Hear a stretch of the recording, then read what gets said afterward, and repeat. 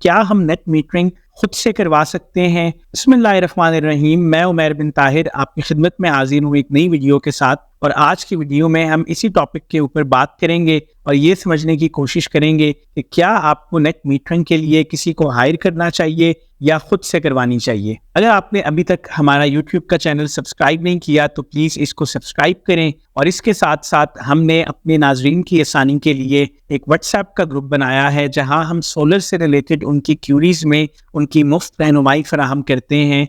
सो इस वीडियो की डिस्क्रिप्शन में दिए गए लिंक के थ्रू आप उसको ज़रूर ज्वाइन करें। अगर आप मुझसे पूछें तो मैं सोलर सिस्टम इंस्टॉलेशन के अंदर नेट मीटरिंग को सबसे अहम और सबसे मुश्किल स्टेप कहूँगा। और उसकी रीज़न ये है कि इस स्टेप के अंदर मल्टीपल गवर्नमेंट इदारे और स्टेक होल्डर्स इन्वॉल्व हैं जिनके ऊपर आपका कोई बस नहीं चलता और इवेंचुअली इस प्रोसेस की टाइमलाइन आपके हाथ में नहीं है। बहुत से लोग सोलर सिस्टम लगा लेते हैं और फिर महीनों महीनों उनकी नेट मीटरिंग जो है वो प्रॉपरली नहीं हो पाती और उनका सिस्टम जो है वो फंक्शन नहीं कर पाता। यही सारी फीडबैक जब मुझे काफ़ी सारे लोगों से मिली तो जब मैं अपना सिस्टम इंस्टॉल कर रहा था तो मैंने तहैया किया कि मैं इस पूरे प्रोसेस को समझूंगा और उसके बाद इसको खुद अप्लाई करूंगा। और अल्हम्दुलिल्लाह एक मुनासिब कीमत के ऊपर 7 दिन के अंदर मेरा ग्रीन मीटर जो है वो इंस्टॉल हो गया था। और इसके बाद माशाल्लाह जब मैंने कुछ दोस्तों की मदद की जिनको ग्रीन मीटर इंस्टॉल करवाना था तो पूरा नेट मीटरिंग का प्रोसेस जो है माशाल्लाह 3 दिन के अंदर हमने कंप्लीट किया था। सबसे पहले अगर मैं नेट मीटरिंग को डिफाइन करूं तो ये एक प्रोसेस है जिसके जरिए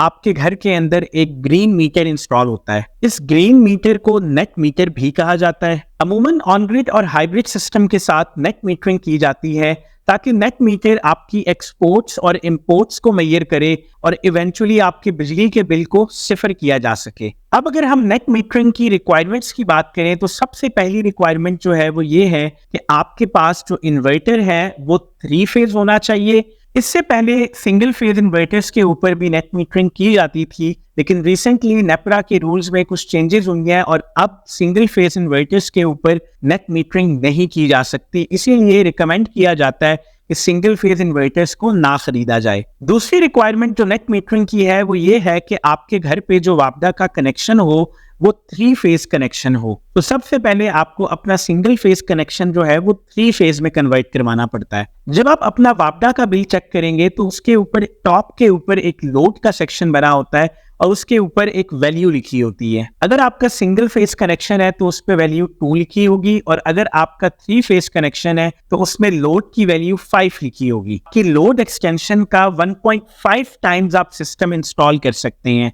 यानी अगर आपका एक्सटेंडेड लोड जो है वो 5 किलोवाट है तो आप 5 मल्टीप्लाई बाय 1.5 यानी 7.5 किलोवाट का सिस्टम अपने घर पे इंस्टॉल कर सकते हैं। लोड एक्सटेंशन के चार्जेस जो हैं वो एरिया टू एरिया वेरी करते हैं, but normally 1220 rupees per kilowatt वापडा आपको चार्ज करती है फॉर ईच किलोवाट जो कि हम इंक्रीज करवाते हैं। यानी अगर हम एक 10 किलोवाट सिस्टम के लिए अपने लोड को 2 से 8 पे एक्सटेंड करवाएंगे यानी 6 किलोवाट की एक्सटेंशन करेंगे तो ये 6 किलोवाट इंटू 1220 अराउंड 7,320 रुपए बनेंगे जो आपको डिमांड नोटिस की शक्ल में पे करने पड़ेंगे। बहुत से लोगों को कंफ्यूजन होती है कि क्या पहले हम एक 3 फेज मीटर लगाएंगे और फिर उसको उतारेंगे और फिर दोबारा ग्रीन मीटर लगाएंगे, लेकिन एक्चुअली में आपका सिंगल फेज मीटर डायरेक्ट उतारा जाएगा और ग्रीन मीटर से रिप्लेस कर दिया जाएगा। अमूमन कंपनीज जो है वो सिस्टम की कोटेशन देते हुए आपको लोड एक्सटेंशन का नहीं बताती और लेटर ऑन जब आप उनके साथ एग्रीमेंट साइन कर चुके होते हैं तो वो आपको बताती है कि ये लोड एक्सटेंशन जो है वो आपके हिस्से में है और इसकी पेमेंट आपने अलहदा से करनी है। और सिमिलरली पेमेंट लेने के बावजूद भी बहुत से लोग ये करते हैं कि वो 2 से जो 8 तक की लोड की एक्सटेंशन करवानी है फॉर अ 10 किलोवाट सिस्टम वो 8 तक नहीं करवाते, अपने थोड़े से पैसे बचाने के लिए उसको 6 तक या 7 तक करवा लेते हैं। तो जब आप लोड एक्सटेंशन का पे करें तो इन तमाम चीजों को जरूर जहन में रखिएगा। तीसरी इंपॉर्टेंट रिक्वायरमेंट जो है वो है नेम मॉडिफिकेशन। यानी अगर आपने किसी और से घर खरीदा है तो आपको बिल के ऊपर नाम चेंज करवा के वही नाम लिखवाना पड़ेगा जो कि प्रॉपर्टी के डॉक्यूमेंट्स के ऊपर है। अगर आप ये तमाम रिक्वायरमेंट्स पे पूरा उतरते हैं तो कंग्रेचुलेशंस, आप नेट मीटर इंस्टॉल कर सकते हैं। अब अगर हम बात करें कि नेट मीटरिंग की स्टेजेस या स्टेप्स क्या हैं, तो पहला और सबसे इंपॉर्टेंट स्टेप है AEDB लाइसेंस्ड कंपनी की फाइल। AEDB एक लाइसेंस है जो कि सोलर कंपनीज को नेपरा की तरफ से दिया जाता है और इस लाइसेंस को हासिल करने के लिए उनको एक सर्टेन स्क्रूटनी से गुजरना पड़ता है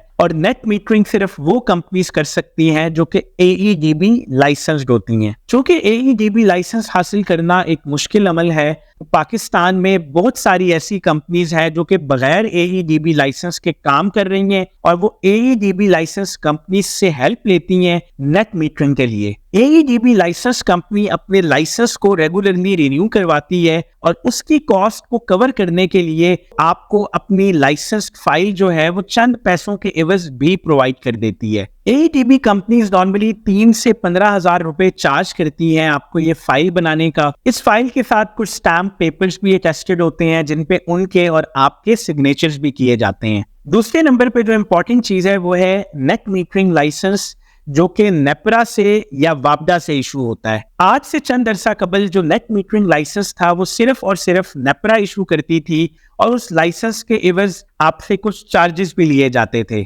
बच्चों के नेपरा का वर्कलोड बहुत ज्यादा बढ़ गया तो उन्होंने 25 किलोवाट तक के सिस्टम्स की नेट मीटरिंग लाइसेंस की अप्रूवल्स जो है वो रिस्पेक्टिव SDOs यानी आपका जो सब डिवीजन ऑफिस है उनको दे दी और 25 किलोवाट से ऊपर वाले सिस्टम्स की जो लाइसेंसिंग है वो अब भी नेपरा देखता है।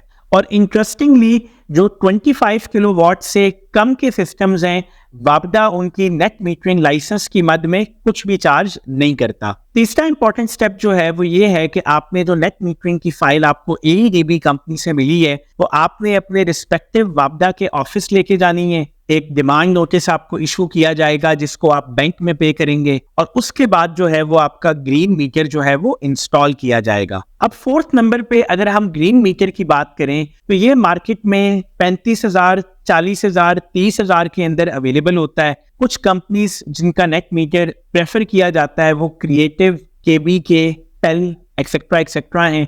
इसी तरीके से नेट मीटर जो है वो आप मार्केट से खुद भी खरीद सकते हैं। वापडा आपको एक NOC जारी कर देता है और उस मीटर को टेस्ट करता है और उसकी टेस्टिंग के कुछ पैसे भी आपसे चार्ज करता है, या मीटर की टेस्टिंग रिपोर्ट जो है वो आपको सेलर प्रोवाइड करता है। सिमिलरली बहुत सी सब डिविजन्स के अंदर आपका जो नेट मीटर है वो सिर्फ और सिर्फ वापडा से इशू किया जाता है और आपको मार्केट से खरीदने की इजाजत नहीं होती। इसके साथ साथ कुछ जगहों के ऊपर 2 नेट मीटर्स इंस्टॉल किए जाते हैं। फॉर एग्जांपल बहावल नगर, बहावलपुर, मुल्तान वाली साइट पे एक मेन नेट मीटर होता है और एक बैकअप ग्रीन मीटर होता है। जबकि अगर इस्लामाबाद, पेशावर वगैरह की बात की जाए तो सिर्फ एक नेट मीटर इंस्टॉल होता है। अगर आप किसी ऐसे एरिया में रहते हैं जहां पे आपकी मजबूरी है कि आपको नेट मीटर वापडा से लेना है तो उसमें थोड़ी सी देर भी हो सकती है क्योंकि वापडा के पास अमूमन मीटर जो है वो शॉर्ट होते हैं। अगले नंबर पे आपको थोड़ा बहुत चाय पानी का खर्चा देना पड़ता है। अगर आप अपना काम किसी एजेंट के थ्रू करवा रहे हैं तो आपको उस एजेंट की कॉस्ट भी जो है वो कवर करनी पड़ेगी।